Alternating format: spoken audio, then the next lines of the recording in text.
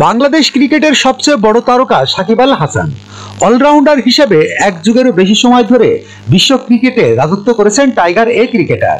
নিজ দেশে তো বটেই, বিশ্বের সব নামী ক্রিকেটারদের পছন্দের তালিকায় আছেন সাকিব।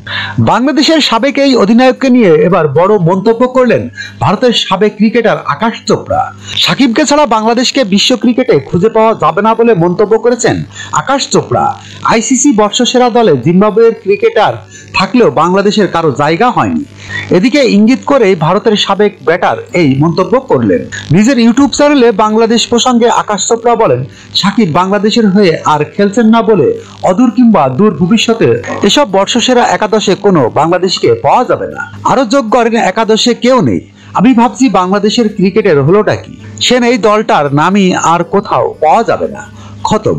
ওয়ানডে টি-20 টেস্ট কোথাও বাংলাদেশই নেই। মাঠে ও মাঠের বাইরে তাদের শুধু পতনই হচ্ছে, এটা খুবই দুর্ভাগ্যজনক। আকাশ চোপড়ার পছন্দের ক্রিকেটারদের তালিকায় সাকিব আল হাসান একজন। এর আগে তাকে Shakib is the daddy of allrounder, Shakib অলরাউন্ডারদের বাবা বলেও মন্তব্য করেছিলেন তিনি। প্রসঙ্গত, জাতীয় দলে সাকিব অধ্যায় কার্যত শেষ। 2 ফরম্যাটের ক্রিকেট থেকে অবসর নিলেও চ্যাম্পিয়ন্স ট্রফিতে খেলে ওয়ানডে ক্রিকেটকে বিদায় জানাতে চেয়েছিলেন সাবেক এই অধিনায়ক।